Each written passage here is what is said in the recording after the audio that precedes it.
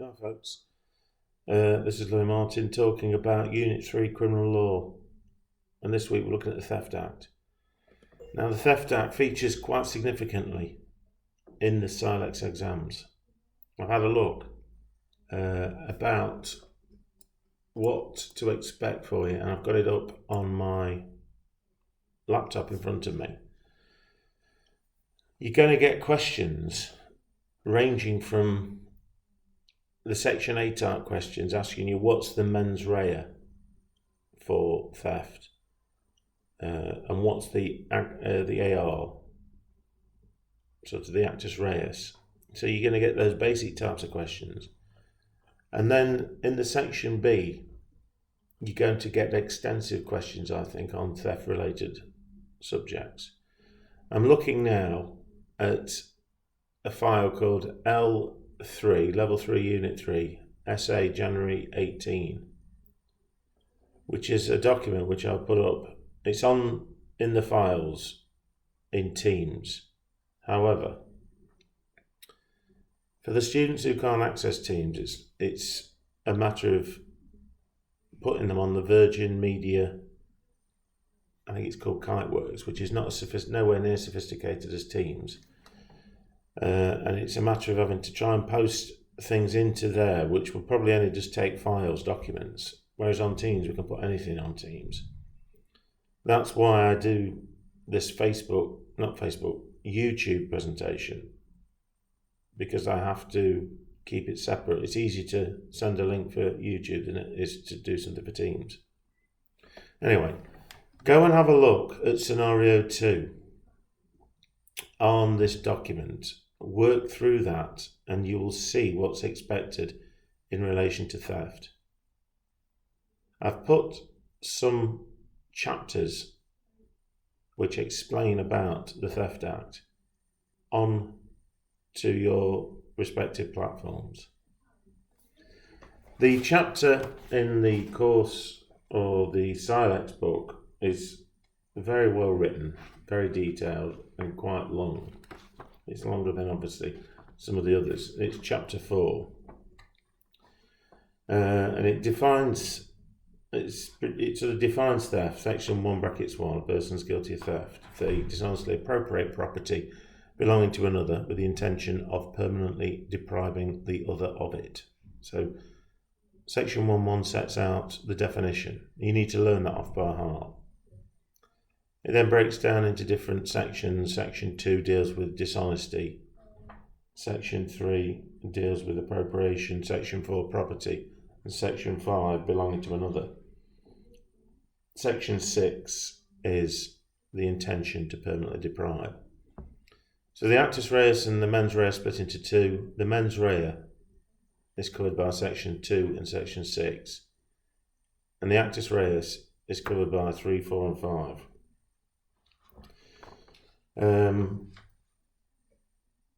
Revision, I would learn the definition, then I'd go to Section 2 and look at what is not dishonest, because Section 2 doesn't say this is dishonest, it says what isn't dishonest. Then there's a key case that you need to know about. The case is R.V. Gosh, 1982, and it's been amended by a civil case, which is Ivy versus Genting Casinos, 2017. What these cases are about are when a person would be deemed to be dishonest by a tribunal of fact, i.e. the magistrates or the jury. So I would direct my study to reading about these two cases. In a nutshell, Gosh was a doctor who was, he believed that he was owed money by a hospital for performing operations, not been paid. So in essence, he made some up and submitted claims for payment for these things. And there was a discussion around what would the reasonable person think, what would he think. So he had a subjective test, would he think he was being dishonest? and then you had an objective test. What would the reasonable person think would be dishonest? That came into force in about 1982 and lasted until 2017, when there was a chap called Phil Ivey, who's a professional gambler. He entered into a contract with 2 casinos to come over and play a game called Punto Blanco, which is like a baccarat type game with 2 cards. Gave a chance. And he brought with him an assistant, and they were using this, what's called edge betting, where he looked at the backs of the cards and could see which was a high card and which was a low card by the way that it had been stacked in the shoe. And he was found to be cheating. He was found to be dishonest by the civil court. So the House of the Supreme Court, they decided he was being dishonest.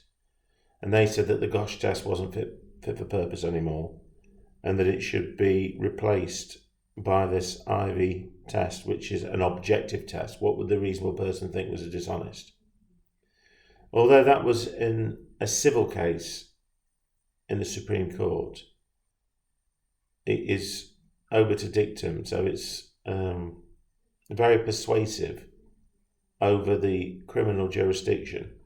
And this was confirmed in the case of R.V. Patterson, which was again a woman who'd taken some payments for a caravan rental. So what your book says that the Gosh test has been amended, and it is now the Gosh test, the second part, which is the objective test. So the general test for dishonesty from Gosh. The general test for dishonesty from Gosh is applicable only where D does not argue that they were not dishonest for one of 3 reasons mentioned in section 2. The test was modified by the Supreme Court in Ivey v. Jenkins Casino. So if you're asked a question, I would personally say that the modified Gosh test, the CILEx people don't seem to like. In the other criminal law books, they talk about the Ivey test. In your book, it says in Ivey, the case is civil between the gambler and the casino. It abolishes the subjective limb of the Gosh test. The court must decide the actual state of the individual's knowledge or belief of the facts. Because Ivey is a civil case, the comments on dishonesty in criminal law are obiter dicta. However, it was held in Patterson v. DPP 2017 that the new version of the Gosh test should be followed. The second limb of the Gosh test has now been removed. So in your studies, just remember that. Now, some of the leading cases for the Theft Act are Gomez, Hinks, Lawrence. These are some of the cases you need to have a look at, together with Ivey. Turner, where this is where a person takes his car to a garage, has some work done on it, doesn't pay, and then takes his car back, and it's held to be a person can steal their own property. The assessment criteria. These are things that you must know for the test. Define the offence of theft, so that's provide the definition, section 1.1. Explain the actus reus elements of theft. So you need to explain and understand and give some leading cases for appropriation, property and belonging to another. You can read those. Explain the mens rea requirement of theft. So this is where we talk about section 2, dishonesty, and an intention to permanently deprive. One of the key things you need to remember in section 2 is you've got law, consent and reasonable steps. So if a person believed they had a right in law to that property, may not be theft. If a person believed that the owner of the property would have consented to them taking it, again, no theft. And if a person took reasonable steps to find the owner or to locate the owner and then kept it, it might not be theft. That's a subjective test. If the person believes they took reasonable steps, and then those facts would go to a jury or a magistrate. So section 2 says what is not dishonest. It doesn't tell you what dishonesty is. That's found in case law, initially Gosh, now replaced by Ivy. Apply the actus reus and mens rea requirements of theft to a given situation. So go to look at the documents that I'll put up when it comes to theft and the CILEx exam. Go to this scenario question in January 18, the feedback, and see what's required. And that document itself is a good starting point to give you an indication of what's going to be expected from you in your exam. I would say that there's a highly likely probability that a question like this is going to appear in one of the scenarios or form part of a scenario. And in it, you'll be required to sort of write out what appropriation is, what dishonesty is.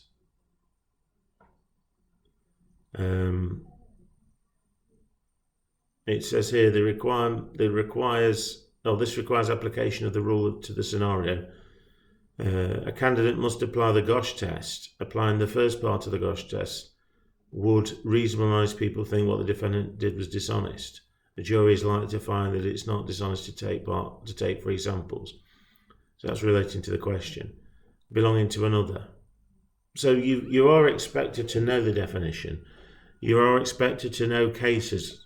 Looking at the feedback from this CILEx exam, it says in the feedback, cases to mention might include Turner, brackets 1971, Ricketts v. Basildon Magistrates 2010.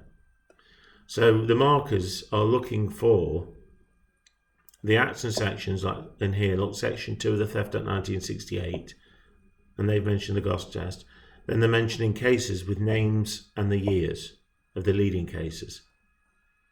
Going down, looking at the rest of this, they've moved on to criminal damage, come by section 1, brackets 1 of the Criminal Damage Act 1971. So you need to know the year, the sections. They've got some leading cases. They've got the case here. The leading case is RVG 2003. So what you've got to remember to be able to pass confidently, you need to know the names of the cases, the year, the acts, the sections. And then you've got to be able to apply those to the actions of the characters in the scenario. So, for example, I'll read here. Sonia might be liable for the common law offence of unlawful act manslaughter. The actus reus is unlawful act which is objectively dangerous. The unlawful and dangerous act must cause the death of the victim. It must be an act, not an omission. The mens rea is the mens rea for the unlawful act. Cases that could be mentioned are Franklin 1883 and Church 1965. Now, when you look at this feedback from the markers, that will then, I would suggest, I would go to that first. Now go and have a look at it says suggested answers. This one's January 2018. And it gives you an indication of what they are looking for. And it gives you an example of what you should be able to write out. So I strongly recommend go to this document, see what the markers are going to want from you, and then reverse engineer your studying and reading to tailor to what the markers are going to be marking on. It obviously makes sense, because it's no good just reading things for the sake of reading them and thinking that you're doing okay. You've got to align and be strategic to your study. It's got to just be focused on what the markers are after. And that's how you're going to survive in this test. And look at how they're structuring their feedback and use that as your guidance. There's quite a lot of reading to do on theft. So, like I say, try and be strategic and focus it on the themes that you think they are going to look for. Thank you.